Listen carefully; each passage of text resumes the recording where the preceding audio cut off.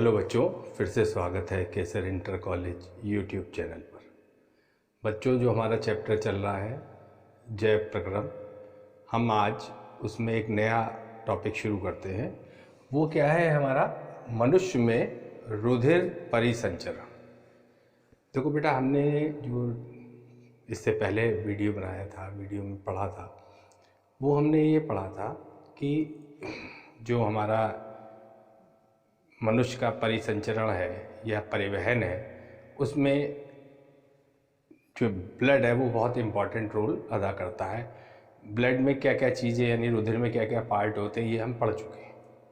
अब इस जो हमारा रुधिर है यानी ब्लड है, इसको पूरे शरीर में सर्कुलेट कैसे होता है, ये कैसे किया जाता है। तो हमने तुम्हें एक उदाहरण बताया था कि जो हमारा ऊपर टैंक लगा हुआ होता है, उसको पानी को फेंकने के लिए क्या लगी होती है? मोटर।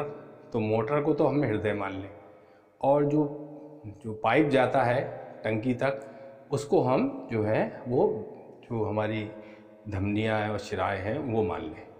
देखो बेटा, एक जो हमारा पाइप होता है वो कहाँ तक जाता है? ऊपर तक जाता है, टंकी तक। और उसके बाद एक टंकी से पाइप जो होता है, जो हमारा जहाँ पे हम इकट्ठा करते हैं पानी, उससे नीचे आता है। ठीक है, तो पानी भरता है और हम दूसरा जो नीचे के तले में लगा हुआ होता है, उससे जो है हम पानी अपने इस्तेमाल के लिए लेते हैं। जो हमारा मनुष्य का रक्त का संचरण है वो किसके माध्यम से होता है? हृदय के माध्यम से। ठीक है, तो अब क्या है बेटे, देखो, मनुष्य का हृदय जो होता है वो, उसमें 4 चैम्बर होते हैं। कितने चैम्बर होते हैं? 4। क्या होते हैं? 4 चैम्बर होते हैं, यानी उसके 4 भाग होते हैं। क्या होते हैं? 2 जो है आलिंद होते हैं और 2 निलय। आलिंद का मतलब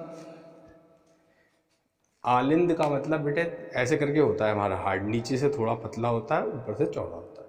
उसके 3 जो हमारे 4 पार्ट हैं, देखो हम लोग हार्ट ऐसे बनाते हैं, ऐसे बनाते हैं ज़्यादातर। ठीक है, तो ये समझ लो हमारे, ये इस तरह से 4 पार्ट हो जाते हैं। ये जो है हमारा, ये क्या कहलाता है? आलिंद। ये क्या हो गया? आलिंद। ये हो गया निलय। और ये क्या हो गया हमारा? आलिंद और ये निलय। ये कौन सा है? दायां आलिंद है और ये बायां आलिंद है। ये दायां निलय है और ये बायां निलय है। तो हमारे क्या होते हैं? इसमें 4 चैम्बर हो जाते हैं। क्या होते हैं? 4 चैम्बर। और बीच में ये एक हमारी पतली झिल्ली होती है जो इन दोनों हिस्सों को अलग करती है। ठीक है, तो अब क्या होता है बेटा, ये 4 पार्ट क्यों बनाए? ये बात है कि भाई 4 पार्ट क्यों होते हैं? भाई एक पार्ट से भी तो काम चल सकता था। ठीक है, तो ये 4 चैम्बर क्यों बनाए, ये भी हम अभी बताते हैं। लेकिन इससे पहले ये समझ लो कि मनुष्य जो है उसमें 4 चैम्बर होते हैं, लेकिन जो एम्फीबियंस यानी कि उभयचर प्राणी है, जैसे मेंढक है, उसमें 3 चैम्बर होते हैं। मछलियाँ जो होती हैं, बहुत सी मछलियों में, उसमें केवल 2 चैम्बर होते हैं। 2 चैम्बर का मतलब एक आलिंद और एक निलय। और मेंढक में क्या होता है? 2 आलिंद और 1 निलय, उसमें 3 चैम्बर होते हैं। ठीक है, अब ये ऐसा हुआ क्यों? तो देखो बेटा, जो हमारे जैसे मेंढक है, मेंढक को ज़्यादा ऊर्जा की आवश्यकता नहीं है। ठीक है, तो जो हमारा ज़्यादा प्यूरिफिकेशन की आवश्यकता नहीं है, यानी कि ज़्यादा ऑक्सीजन की आवश्यकता उसको नहीं पड़ती। ठीक है, तो हमारा क्या होता है, उसको उसी से काम बन जाता है। ठीक, और जो हमारी मछलियां हैं वो गिलफड़ों से सांस लेती है, वो क्या करती है? सीधे ही ऑक्सीजन को अंगों तक सप्लाई कर देती है।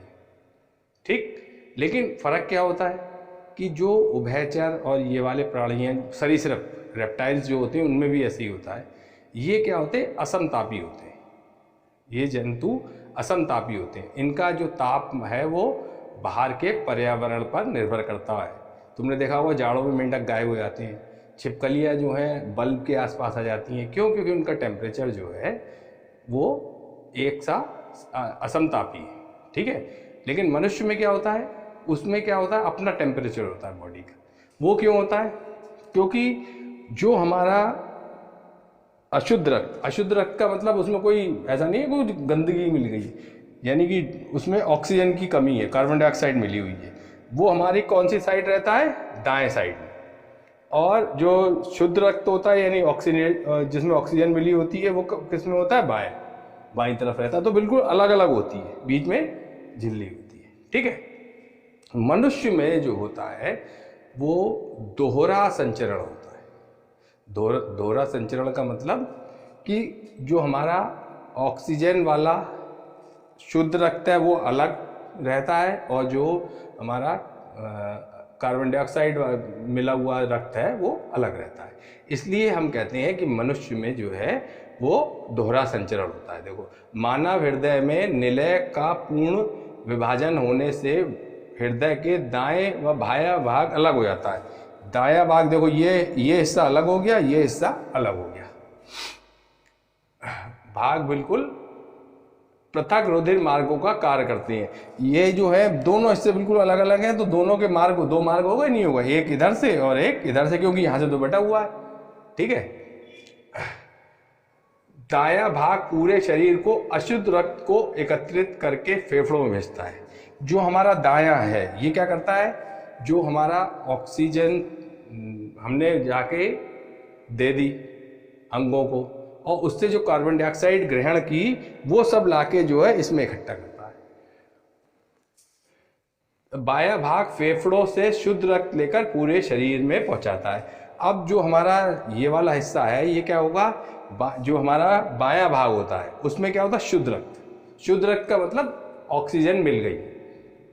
ठीक है, ऑक्सीजन मिल गई, फेफड़ों भेजता तथा बायां भाग फेफड़ों से शुद्ध रक्त लेकर पूरे शरीर में फैलाता है। इसे दोहरा परिसंचरण कहते हैं, अर्थात शरीर के किसी भाग से रक्त को पुनः उसी भाग में पहुंचने के लिए 2 बार हृदय से गुजरना पड़ता है। ठीक है, यहाँ पहुंचने कर दो, थोड़ा सा सही कर दो इसे, पहुंचने के लिए 2 बार हृदय से गुजरना पड़ता है। अब देखो बेटा, पहले इसको समझ दो, इसको यहाँ देख लो, ये चित्र देख लो, ये हमारे फेफड़े हैं। ठीक है, फेफड़े में क्या होता है, ऑक्सीजन होगी, ऑक्सीजन लेके ये खून ऐसे आया और कहाँ आया, बाएं आलिंद में। और जो हमारा आलिंद होता है वो उसके बीच में एक वॉल्व होता है, ये जो है ये वॉल्व है ना, यहाँ पे एक ये वॉल्व होता है। अब वॉल्व जैसा ये ऐसे ऐसे करता रहता है, तो जैसे ये फैलता है तो वॉल्व खुल जाता है, खून यहाँ आ जाता है। तो क्या होगा, जैसे ये खून यहाँ आएगा फिर यहाँ से होता हुआ ये महाधमनी से होता हुआ ये शरीर के अंग में आ जाएगा। फिर जो है ऐसे जब शरीर के अंगों ने उसको इस्तेमाल कर लिया, अब यहाँ पे मिल गया कार्बन डाइऑक्साइड, अब ये जो है ये कहाँ पहुँचेगा, दाएं आलिंद में, और दाएं आलिंद में फिर वो भी सिकुड़ेगा, फैलेगा तो उसका भी खुल जाएगा। ये फिर जो है ये कहाँ पहुँच जाएगा, फेफड़ों में, और फिर वो फेफड़ों में ऑक्सीजन मिलेगी और फिर ये प्रक्रिया चलती रहेगी। ठीक है, तो देखो अगर तुम बहुत ध्यान से देखो बेटा तो उस पे आओ, क्या होता है, दाईं ओर अशुद्ध रक्त, दाईं ओर क्या होता है, अशुद्ध रक्त। ठीक है, यानी कि जिसमें कार्बन डाइऑक्साइड मिली होती, और बाईं ओर शुद्ध रक्त होता है। अब उसको देखने के लिए इधर आ जाओ, देखो बेटा, ये हमारी क्या है, ये हमारा हार्ट है, ये मान लो ये। ठीक है, ये ऐसे होता है थोड़ा नीचे की तरफ, ये जो है हमारा क्या है, दायां आलिंद, ये वाला हिस्सा, और ये है हमारा बायां आलिंद, ये है दायां निलय नीचे वाला हिस्सा जो है, और ये है बायां निलय, ये जो हिस्सा है ये। ठीक है, अब क्या होता है कि यहाँ से देखो ये गई और ये फेफड़ों में गई, और फेफड़ों से फिर इधर आई है, और ये वाला जो हमारे बाकी ये वाला हिस्सा जो है ये देखो ये इधर आ गया भुजाओं में नीचे, और एक चली जाती है यहाँ से 2 हिस्सों में जाती है, ये चली जाती है मस्तिष्क की। तो देखो बेटा यहाँ क्या हुआ, जैसे ही हार्ट फैला, ठीक, तो क्या होगा, वाल्व खुल जाएगा, जो हमारा ऑक्सीजन वाला वो ब्लड है वो यहाँ नीचे आ गया, ये क्या हुआ, एक सिरे से ऊपर पहुँच गया, कहाँ, मस्तिष्क में, और दूसरा हिस्सा आ गया हमारा नीचे की तरफ। तो जो मस्तिष्क की तरफ पहुँचा वो मस्तिष्क ने यूज़ कर लिया यहाँ, और जो नीचे पहुँचा तो ये क्या हुआ, आते हैं हमारा लिवर है इसने यूज़ कर लिया, और फिर ये जो है भुजाएं और टांगे जो होती हैं यहाँ पे आ जाता है। अब इन्होंने यहाँ यूज़ कर लिया। अब यूज़ करने का मतलब ये हुआ कि अब इसमें कार्बन डाइऑक्साइड मिल गई। अब ये कार्बन डाइऑक्साइड का खून, मिला हुआ खून लेके यहाँ चलता है। ये यकृत और इससे लिया जो कार्बन डाइऑक्साइड मिला हुआ खून है, इसको लेके आके यहाँ से फिर क्या होता है, ये दाएं आलिंद में आता है। ठीक है, और दाएं आलिंद में आने के बाद जैसे ही वो खुलता है, धड़कता है, तो फिर ऐसे होते हुए ये फेफड़ों में चला जाता है। यहाँ फेफड़ों में फिर ऑक्सीजन मिलती है, ये फिर जो है ये इसमें बाएं आलिंद में आता है और फिर ये फैल जाता है। तो हमारे पास बेटा ये क्यों हुआ? ये इसलिए हुआ कि हमारे पास हर मनुष्य के अंदर 5 से 7 लीटर खून होता है। अब खून तो उतना ही है, अब हम कोई बाहर से पाइप तो जोड़ नहीं सकते कि उसको शुद्ध खून लगातार सप्लाई कर सके। तो उसी खून को हमें जो है वो पूरे शरीर में शुद्ध करके सप्लाई करना है। तो हमारा क्या होता है, क्योंकि 2 बार हार्ट में 2 हिस्से हो गए, एक तरफ जो है शुद्ध रक्त है और एक तरफ अशुद्ध रक्त है, इसलिए हम कहते हैं कि मनुष्य में रक्त का दोहरा संचरण होता है। इसका फायदा क्या होता है कि मनुष्य जो है वो समतापी जंतु, उसका ताप निश्चित रहता है। ठीक है।